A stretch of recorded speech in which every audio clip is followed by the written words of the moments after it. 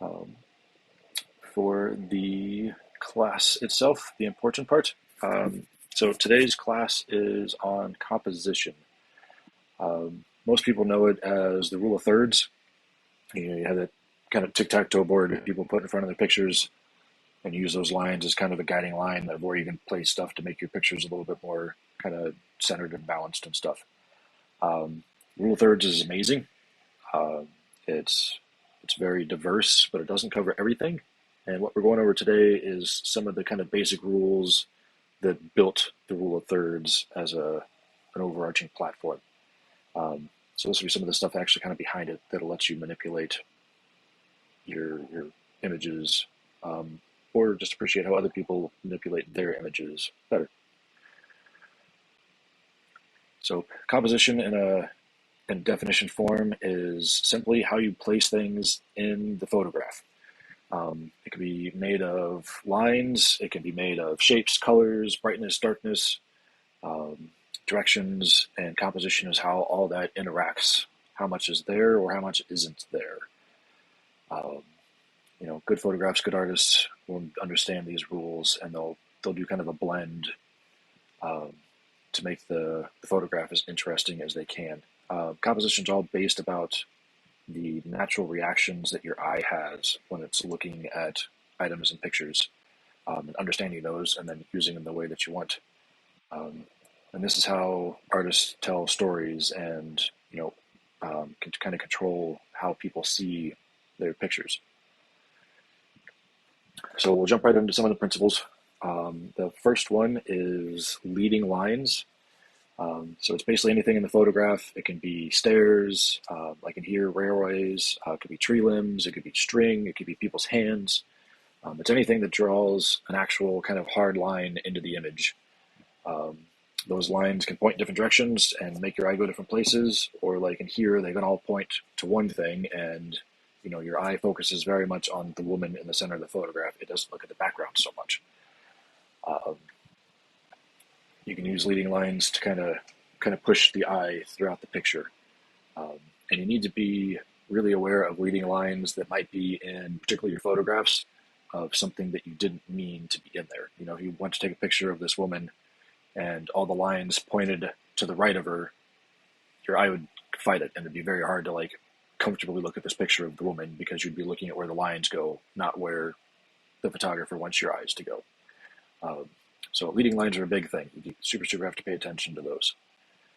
Here's a couple examples. Just like the image on the left, lots of shapes, lots of lines, but you'll notice here, starting from the left side, your eye runs up and then it kind of comes back down, and it runs along the side and then back up top, and then there's these two kind of triangle shapes that kind of keep your eye moving in a circle and kind of a figure eight, and this kind of infinity shape allows your eye to comfortably move around the entire picture, even though there's very, very distinct lines. Photograph on the right, same thing. Your eye instantly starts traveling up, but then your eye gets caught in the leaves and starts looking back down, and then you end up in this kind of vertical feed loop of just kind of your eye moving up and down the trees. Whereas if you didn't have any of the leaves and it was just the line straight up, your eye would just travel straight off the top of the picture, and your eye would never naturally look back down. So you also have to be careful of lead lines because they can push your eye off the picture. Next principle is figure to ground, and what that means is how much your subject plays with other parts of the picture that aren't your main subject.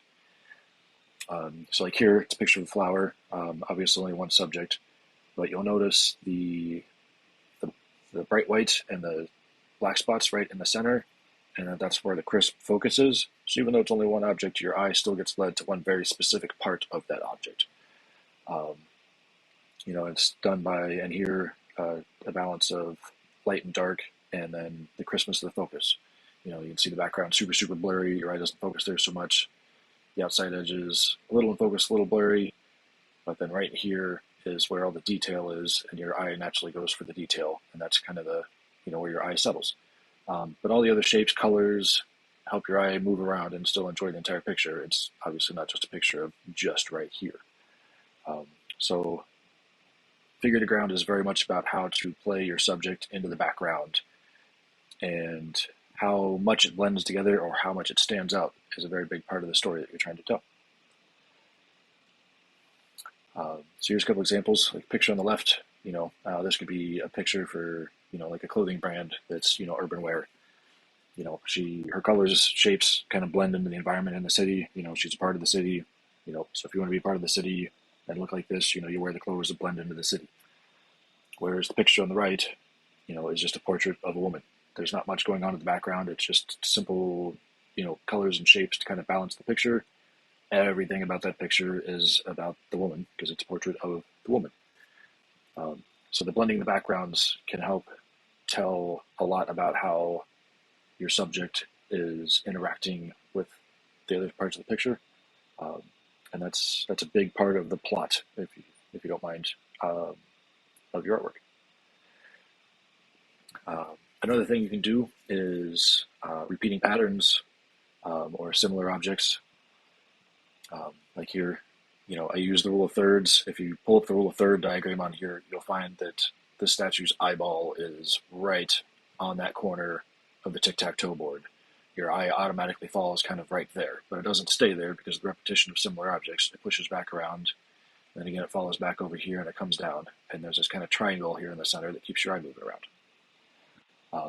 So repetition is a very good way to cause interest in the picture, and it's also a good way to basically kind of create an artificial leading line that helps you kind of go through the chapters of your story and push the viewer through different areas of the picture. So here's one that I took on a trip. You can see kind of the leading line of the similarity of these three people. Similar stance. They're all facing the same direction. But then your eye kind of plops over here to this one because it doesn't fit the pattern. So it shows the consistency, but it also allows you to point out and tell another part of the story because it doesn't stick out to the pattern. Repetition can be a super cool thing to play with to get a lot of story and depth in artwork. Another one, it's kind of a combination of these, is, and I've mentioned a little bit throughout this, is triangles. Or you can do diagonals by themselves, obviously. You have to be careful with diagonals. If the diagonal goes up, left to right, it naturally gives people kind of a happy, encouraging feeling. If you run the diagonals downward from left to right, it tends to lead to kind of a shadow, gloomy, kind of worry feeling from people looking at it, just from the direction of the line. It's a psychology phenomenon, but if you're setting leading lines, just be aware of that. If you want it to be a happy picture, don't have all your lines going down to the right, because it will actually fight the mood inside of the person against the story that you're trying to tell. But a nice way to combo that is use triangles and diagonals. So like here you can see there's kind of a triangle built with a fence. There's a triangle built around her arm and her face right in the center. Her whole body is kind of a triangle. The background over here is a triangle. And it gives the picture lots of little areas you can kind of travel around.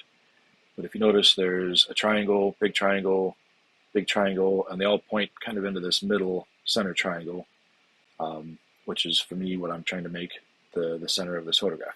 It's about this woman out in the city with her, her jewelry. So this is, kind of a combined way where you can naturally draw people in and get them to focus on, products, whatever the main part of your story is. And this shows the foreground versus the background separation so that she stands out. You have your basic leading lines that all push into your woman, and then you've got all your triangular shapes and the golden triangles that allow your eye to move around, but it still ultimately always kind of comes back to this section, which is the whole point. That's where I wanted your eye to be. So triangles can be huge. They're amazing because it keeps movement, but it's a focus movement without just being a single point. I love triangles. Another thing to pay attention of, and people don't talk about this one a lot, is human beings are biological creatures and they naturally look for sun. So when you're looking at artwork, your eye automatically goes to the brightest spot. of that picture. So you have to be aware of that, because like in this picture, obviously the center focus is kind of the sunrise. That's the brightest spot. So if I didn't find ways to balance that, your eyeball would just stare right at that little sun, and it would never move, and it would be a very uncomfortable picture to look at. But trying to balance the amount of bright, having some leading lines, some color differentials, and stuff that push your eye away from the light into other parts of the photo, you know, helps keep your eye moving around a little bit, and it keeps you from just settling right on that bright spot. However, obviously, it is the brightest spot, and it is the focus of the picture. So, it's all this is about balance, and using the different principles to help adjust what's ever in the picture, like in photographs, because you don't always have control. Or if you're painting or stuff like that, using these principles to very much directly guide the story that you're trying to tell with your art. So like here's an example. Hopefully you guys can see it okay through spatial, but if you look at the one on the right and try to block out the one on the left, look at the one on the left, try to block out the one on the right for a second. If you just kind of naturally look at that picture, I'm willing to bet that your eye keeps going to her earring.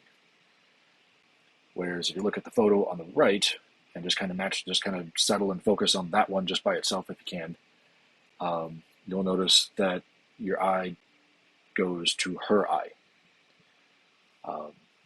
And the reason is because I specifically went in on this picture and I brightened up this earring. Because if this was a photograph for a magazine advert for jewelry, even though she is in the center of this photograph, your eye still falls on the jewelry because it's the brightest part. But if I wanted to take the same photograph and I wanted to just be a portrait of a woman and not be about her earring, with people, eyes should always be the brightest part. People always try to look at the eyes. If you have super bright white teeth or a super bright white necklace and the eyes are a little off, your eyes are going to go to those other objects and not the eye. It's uncomfortable to look at. So anytime you're trying to make your picture about a person, particularly a close-up, you always want to make sure that eye is the brightest spot. But again, just using that one little bright spot, it's an advertising picture about jewelry or it's a picture of a woman, just based off of that one tiny little focal point. So yeah, like I said, these are kind of your fundamental principles of composition, different ways to set up your subject and other parts of your photograph, and ways to use all that to focus on different areas depending on what you want, or to tell different stories and add more depth and layers to the stories of your artwork, if that's what you choose. So thank you all very much for stopping by. You're welcome to hang out, do questions and stuff afterwards. I can flip back to any of the slides that you want to review, or you're welcome to walk around the space. Just let me know.